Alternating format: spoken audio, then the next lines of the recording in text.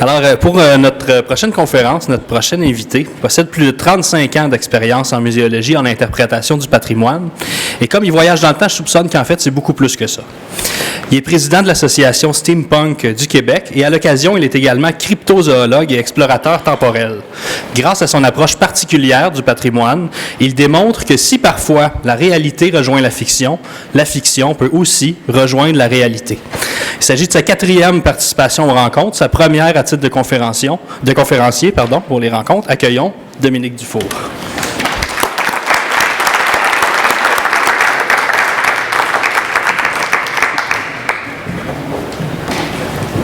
Bonjour.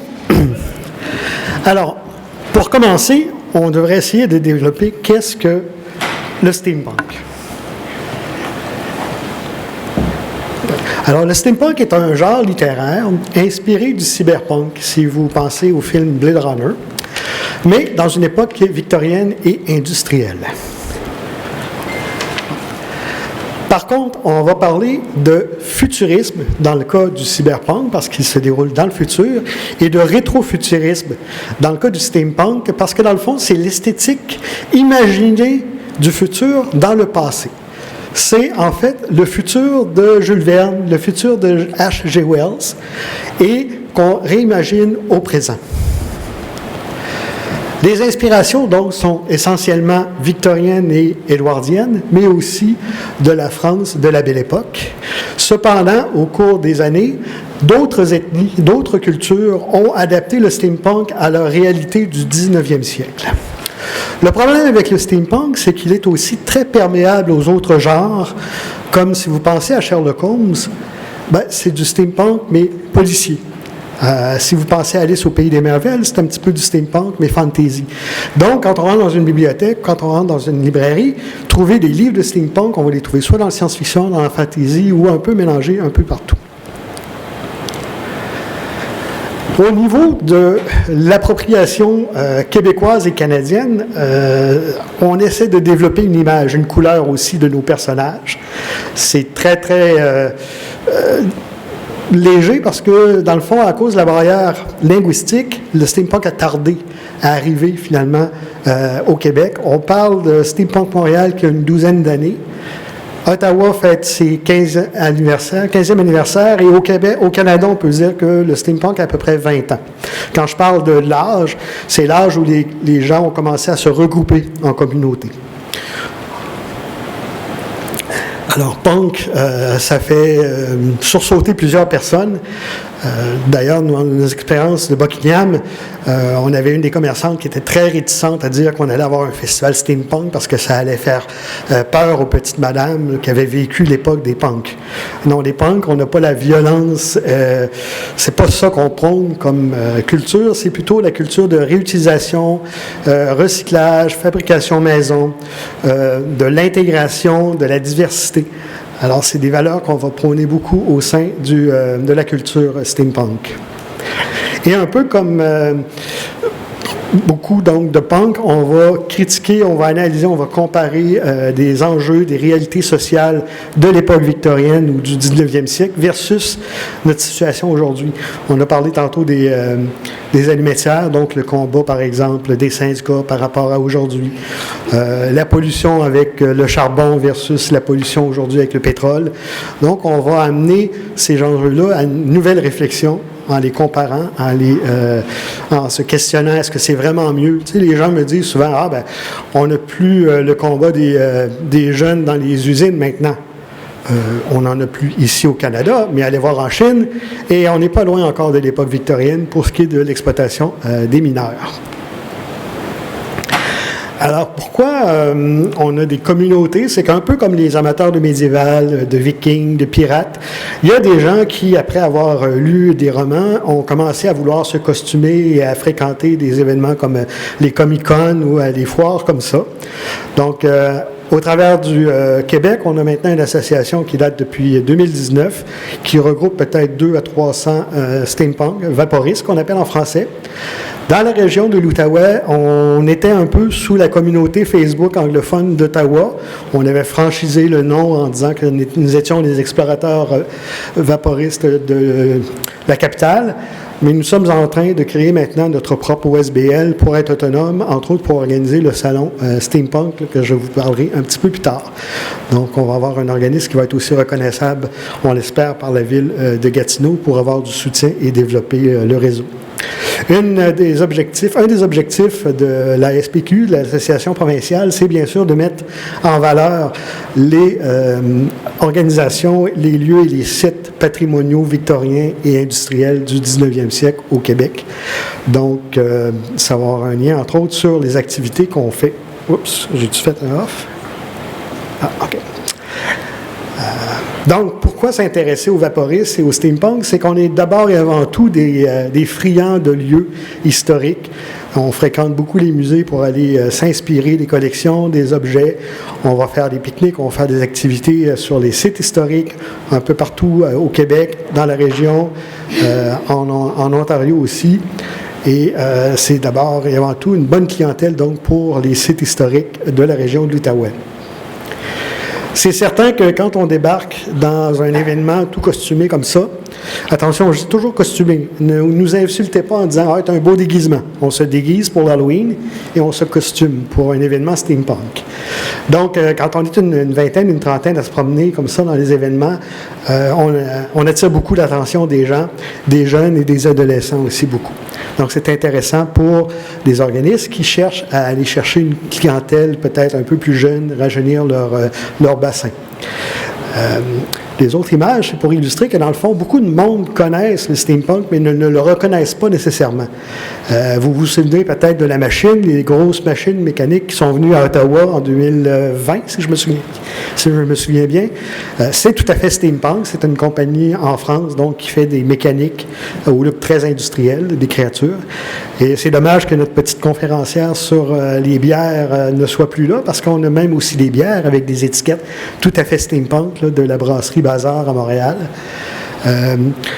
Le parc des galeries de la capitale à Québec a aussi tout aménagé de façon steampunk. Donc, vous êtes familier probablement avec le steampunk, mais vous ne le reconnaissez pas nécessairement.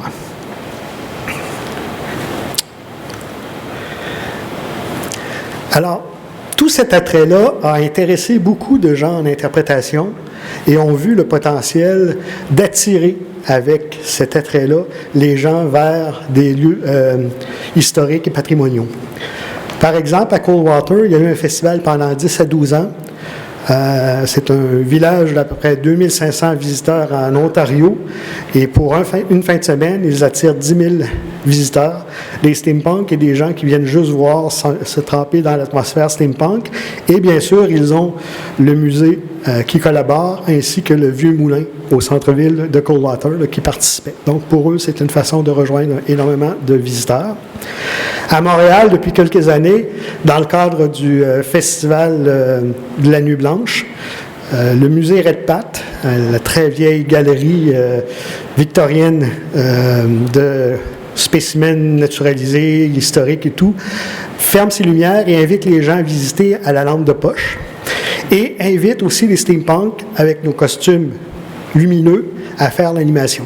Alors, si vous connaissez un peu la configuration du musée Redpath par rapport à la rue Sherbrooke, là, il y a un line-up jusqu'à la rue Sherbrooke pour rentrer durant cette soirée-là. Donc, on parle d'à peu près quelques milliers de personnes là, qui défilent durant la soirée au musée. Ici, moi, j'ai fait de l'expérience depuis 2018. D'abord avec le secteur de Buckingham. 3 commerçantes à l'époque, en 2018, voulaient faire un festival steampunk. Ils avaient contacté la communauté steampunk et donc j'avais été invité à une rencontre. Et j'ai été surpris que la Société d'histoire de Buckingham ne soit pas présente à ce moment-là. Donc, moi, j'ai approché Michel Riberdy et je lui ai dit, écoute, est-ce que tu connais le steampunk? Il m'a regardé avec des grands yeux interrogateurs, mais il est tout de suite trempé dedans parce qu'il aimait beaucoup lire du Jules Verne à l'époque et tout ça. Donc, il a entre autres créé ce petit Sa Majesté la Reine Victoria, peu avant son décès, a autorisé le projet Buckingham, la construction d'un tunnel à voyager dans le temps.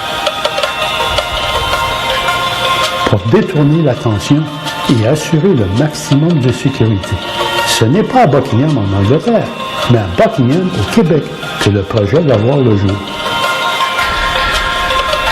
La première expérimentation va utiliser le tunnel métallique de plus de 6 mètres de diamètre de la conduite d'amener d'eau pour les moteurs hydrauliques de la Pulperie, construite en 1903 sur la rue Georges, près du pont Brady.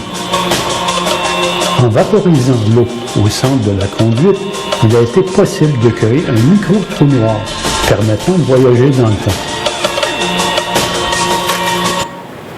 Alors, vous voyez un peu l'idée, c'est d'utiliser les ruines, d'utiliser le patrimoine visible et de raconter une uchronie ou une histoire parallèle. Une autre expérience qu'on a faite avec la Société d'histoire de Buckingham, c'est l'heure du thé, pour souligner l'importance de ce moment-là au niveau du 19e siècle, dans la haute société, l'importance du thé, de ce moment dans la journée où tout le monde prenait un break et prenait le thé. Alors, on a fait ça un peu dans le centre communautaire qui est près de la chapelle Saint-Stéphane, et nous avions des duels de thé, nous avions un concours de théière, parce qu'on s'adressait, c'était 2 jours en semaine, on s'adressait aux gens retraités d'un foyer qui n'était pas très loin de la chapelle. Alors, vous voyez des vrais théières, vous voyez des théières steampunk et même des théières de course, parce que c'est des activités qu'on fait durant nos événements steampunk. Encore une fois, je vais vous montrer à quoi ressemble un duel de thé. On le tient à 3 doigts. 1, 2, 3. Compter tout de suite. Et je vais compter 2 seulement. On va remonter. Et c'est le deuxième. On est prêt? 1, 2, 3 et 30. 1, 2 et relevé.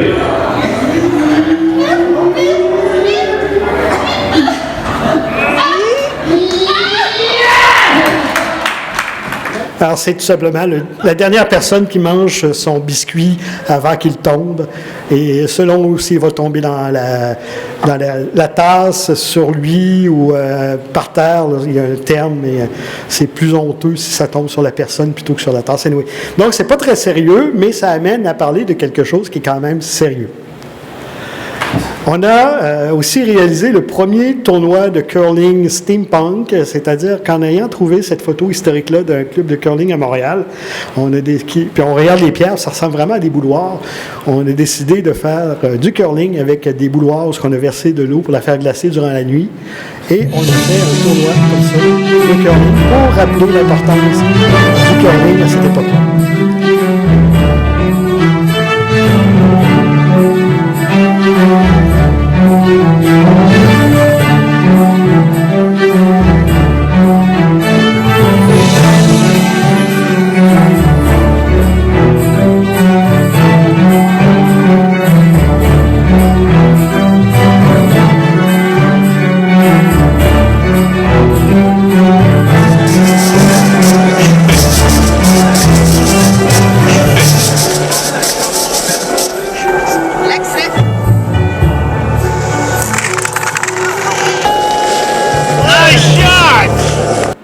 Voilà. Je vais mettre disponible mon PDF avec tous les liens pour avoir plus accès à des clips complets. Là. Vous pourrez aller voir à nouveau les liens. Alors, on a aussi une présence pendant ce temps du côté opposé à l'ouest de la ville, à Elmer, où notre communauté s'est présentée plusieurs fois lors du Festival du Vieux-Elmer, entre autres, où on déambulait, mais aussi où on a eu des kiosques de l'association provinciale, où on a invité les 2 communautés d'Ottawa.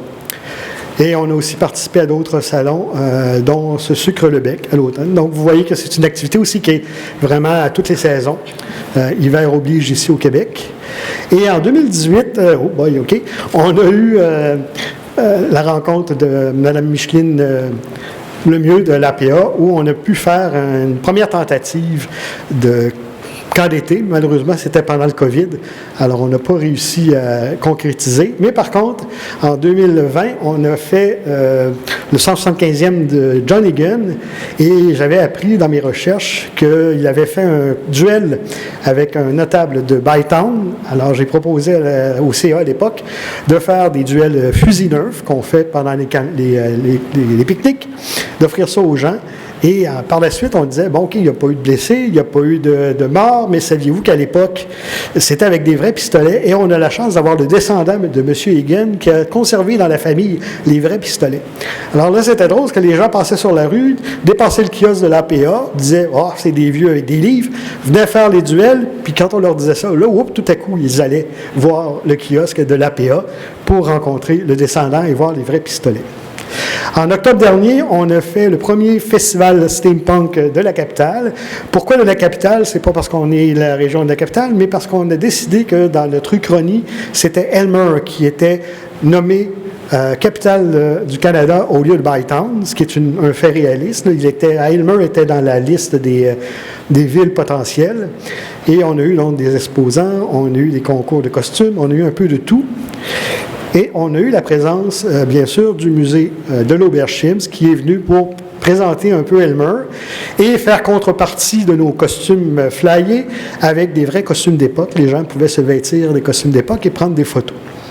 En octobre prochain, on va avoir la deuxième édition qui va être sur les chemins d'eau. Donc, on reprend un peu la thématique de tourisme Outaouais et, bien sûr, Jules Verne avec 20 milieux sous les mers, où ce qu'on pourra parler de la chasse-galerie, on pourra même parler du canal de la baie Georgienne, on va pouvoir parler du monstre du lac des Chats et mettre en lien donc d'autres faits historiques patrimoniaux avec le fantasy et le fantastique. Donc, l'utilisation du steampunk répond vraiment à un besoin d'utiliser cet outil-là complémentaire aux autres activités pour attirer des clientèles différentes, plus jeunes, pour provoquer des réflexions et des discussions et pour faire vivre des expériences qui ne sont pas juste magistrales, si je peux dire. Voilà, j'ai pédalé un petit peu les dernières minutes et je pourrais répondre à vos questions.